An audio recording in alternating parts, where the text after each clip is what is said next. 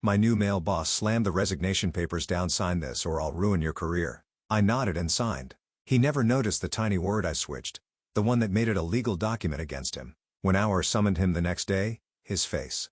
"Sign this or I'll ruin your career." The words cracked through the conference room like a gunshot. My new boss, Nathan Cole, didn't just push the resignation letter toward me. He slammed it down hard enough that the glass tabletop trembled. His fingers, long and rigid, pressed against the edge of the paper as if daring me to refuse.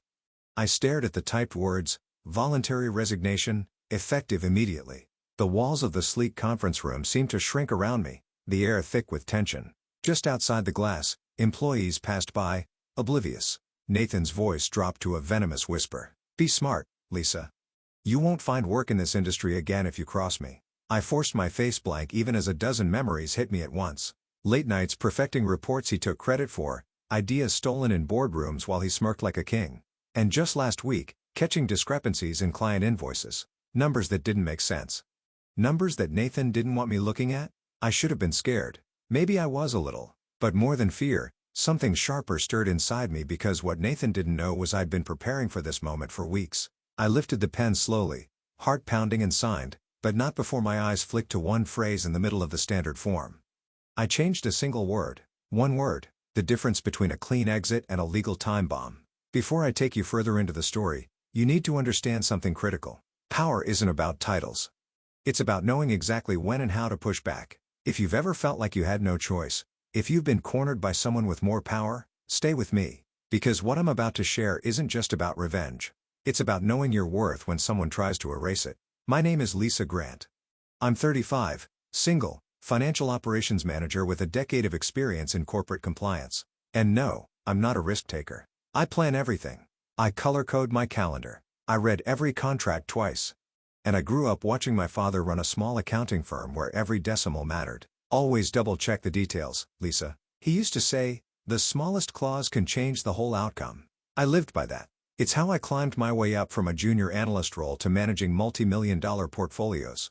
It's also why I noticed within 3 months of Nathan's arrival, things weren't adding up. Nathan Cole transferred in from the East Coast with a reputation for shaking things up. Tall, charismatic, ruthless, the kind of man who made deals with a handshake and a threat wrapped in a smile. At first, I gave him the benefit of the doubt, but then the cracks appeared. It started small, a bonus report that included unauthorized figures, an expense claim with a vendor I didn't recognize. At first, I assumed it was a mistake until I cross-checked old records and realized the numbers had been manipulated. I brought it up once, carefully. "These transfers don't align with our policy. I think we should flag them." Nathan didn't even look up from his laptop. "Not your concern. Just process them." I didn't argue. I started documenting emails, screenshots, printed reports, every discrepancy, every shady approval, because people like Nathan count on you being too scared or too compliant to stand your ground. Then came the performance review. After 8 years of exceeding expectations, suddenly, I was labeled difficult, lacking team spirit, and I knew exactly where this was heading. He was setting me up to fail. The ultimatum came 2 weeks later. A surprise meeting. No agenda. No HR. Just Nathan, the letter, and the threat. I signed with a word changed, with everything I needed in place. When Nathan snatched the paper from me, his grin said he thought he'd won. I stood, met his eyes, and said quietly, "I'll have my copy, please?" His grin flickered. "HR will follow up," he said, waving me off like I was nothing. I nodded, because tomorrow, HR would follow up. And Nathan Cole was about to learn what happens when you threaten someone who knows exactly how much power a single word can hold. I left the conference room without looking back. Nathan didn't even bother to watch me go. He was already typing on his phone, probably messaging HR to finalize my exit. I didn't slam the door. I didn't make a scene. That's not how you win. I walked calmly to my office, gathered my things into a single box, and placed a neatly labeled envelope on my desk. It contained everything I'd been collecting for the last 2 months. Records of altered transactions, emails where Nathan ordered me to process without question, copies of the expense reports with inflated vendor payments, screenshots of system changes traced back to Nathan's login, and, of course, a copy of the resignation letter I just signed, where I had crossed out voluntary and written enforced resignation under duress. It was legal language I'd learned from weeks of reading employment law cases after work. One phrase, enough to turn a resignation into a potential wrongful termination claim. I slipped the envelope into my bag and checked my phone. A single message blinked on the screen. "You did it?" It was from Harper, my friend in legal, The only person who knew everything. Yes, I'm coming now, I replied. Harper worked in Beckman and Lee, our company's retained employment law firm. We'd met in a corporate workshop 3 years ago. Unlike most corporate attorneys, Harper had a soft spot for employees who got steamrolled by toxic management. She also happened to be the one who told me exactly what phrase to insert into that letter. I met her at a small cafe 2 blocks from the office. She took one look at me, her sharp blue eyes scanning my expression. You kept calm? I nodded. She gave a satisfied smile. Good. That's half the battle. The next half is letting HR walk straight into their own trap. I handed her the envelope. She leafed through it without speaking, only raising an eyebrow at one point. Vendor kickbacks? Looks like it, I said quietly. Same 2 vendors over and over. Both started showing up after Nathan arrived. Harper set the documents down and met my eyes. Lisa, you realize this isn't just a wrongful dismissal case. If this holds up, it's procurement fraud, corporate liability, potential federal investigation. I didn't blink. That's why I've got copies and backups. And, yes, time stamps on everything. She exhaled, nodding. I'll forward this to their internal legal team in the morning after HR processes your paperwork. Don't worry, the moment they realize what you've done, they'll go into panic mode. That word, panic, stuck with me. Because Nathan, he didn't panic. He made other people panic. At least, that's what he thought. The next morning, I walked into the HR office at exactly 9 a.m. holding my boxed belongings. Tina, the HR manager, gave me a rehearsed smile that didn't reach her eyes. Lisa, thank you for coming in. We'll just finalize your paperwork and escort you out. I nodded politely. Of course, I'll need a signed copy of the resignation acknowledgement for my records. She hesitated, flipping through her folder. Well, actually, we'll send you a digital confirmation. I'll wait, I said, keeping my voice even. I'd like it signed today. That's company policy, isn't it? She blinked, caught off guard. Yes. Give me a moment. I watched as she stepped into the HR director's office. A muted conversation followed. 30 seconds later, she reappeared. Her expression changed tighter.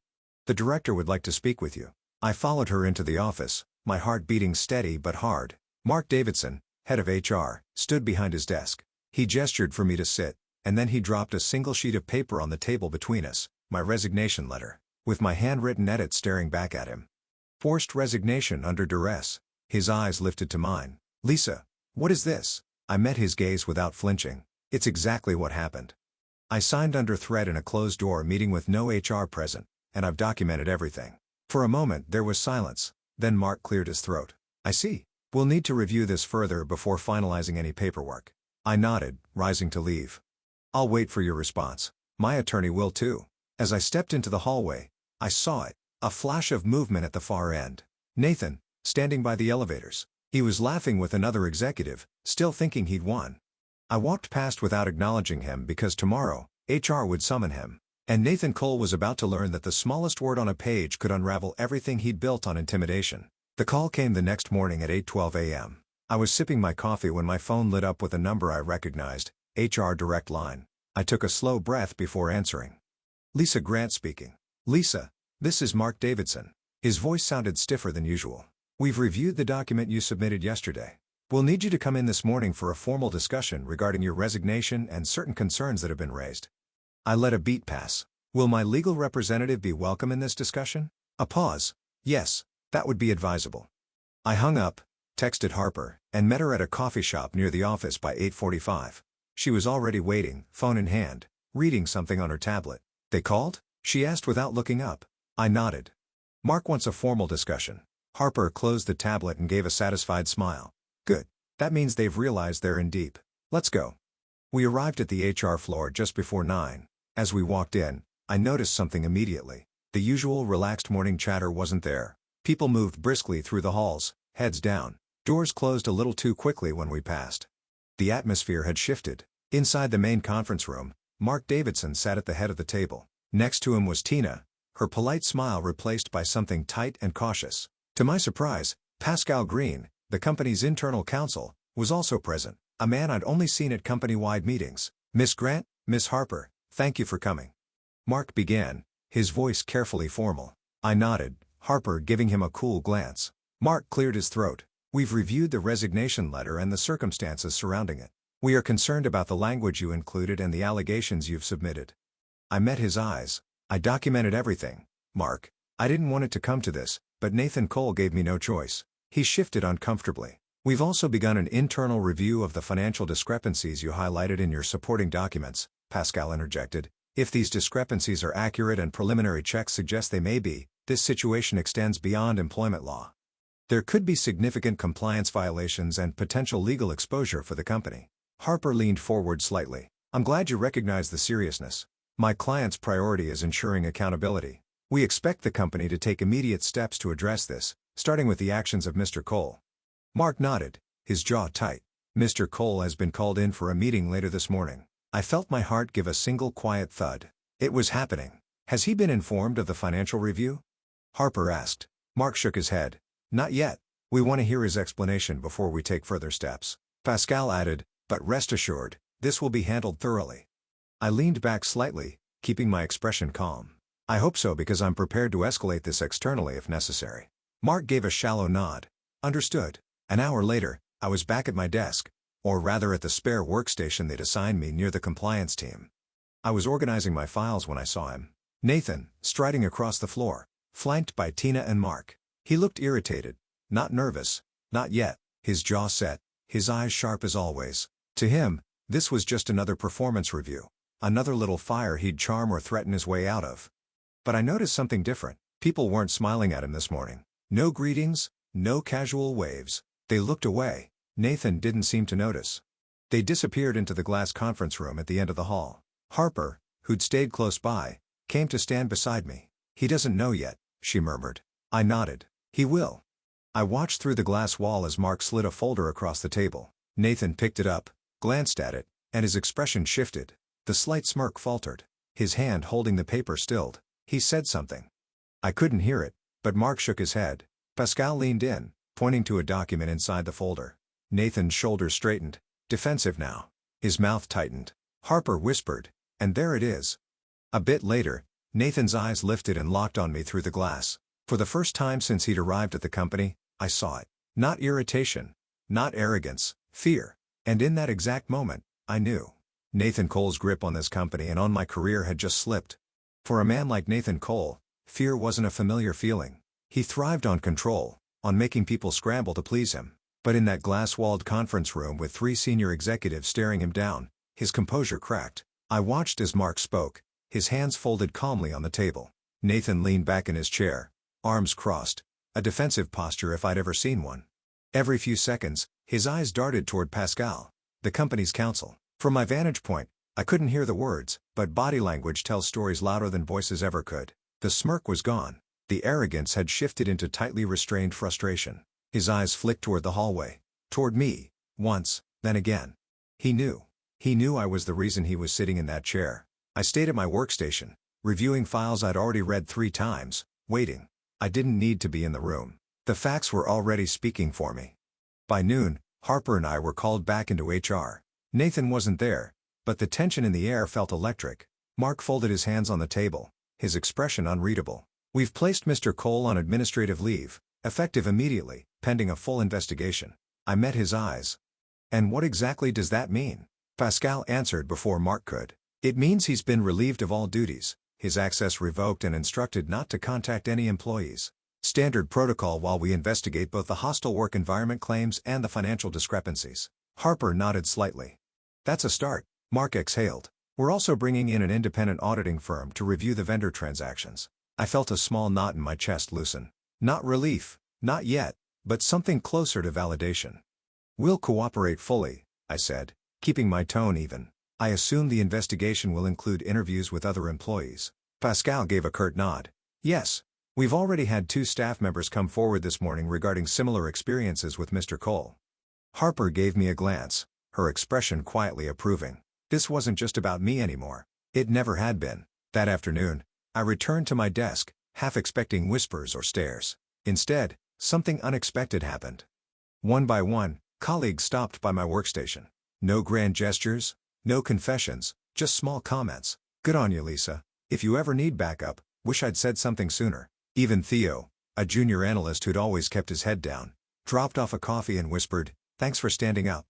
He used to talk to me like I was dirt. It hit me harder than I expected. For months, I'd felt isolated, like I was imagining the patterns. But now, they saw it too. Nathan's control hadn't just cracked. It had shattered. By Friday, rumors swirled like wildfire. Word spread that Nathan had been escorted from the building after trying to access restricted files. An emergency audit team set up shop on the 10th floor. Vendor contracts Nathan had pushed through were frozen for review, and more employees started speaking up, both men and women. Stories surfaced of manipulated project reports, inappropriate comments, threatened careers. Each testimony chipped away at the wall Nathan had built around himself. I spent the next week in back-to-back interviews with auditors, compliance officers, and HR representatives. I told the truth. Every detail. No exaggeration. No assumptions. Just facts. Every piece of evidence I documented matched. Every timeline aligned. And the deeper they dug, the worse it looked for Nathan. Late Friday evening, as I packed up my laptop, I got a message. Harper, preliminary findings. Nathan's facing potential charges. You good? I stared at the screen for a long moment. I wasn't sure what I felt. Pride? Satisfaction? Maybe, but mostly a quiet sense of rightness. I typed back. I'm good, thank you. She replied a second later. Number thank you. You didn't just protect yourself. You changed something bigger. I stared out the office window watching the city lights flicker in the dusk. Harper was right. This wasn't about revenge. It was about refusing to be another silent casualty. Nathan Cole had underestimated one simple truth. When enough people stop being afraid, even the strongest walls collapse. By Monday morning, Nathan's name had vanished from the company directory. His office, once a fortress of closed-door meetings and whispered threats, stood empty. The blinds were drawn, the nameplate removed. No announcement had been made. But in corporate environments, silence speaks volumes. People pretended not to notice, but they noticed. I returned to my new workstation in the compliance wing, still technically in limbo. HR hadn't formalized my reinstatement yet, pending investigation outcome. But unofficially, I was working, attending meetings, contributing to project reviews. I was visible again. And for the first time in months, I felt like I belonged there. The independent audit team wasted no time.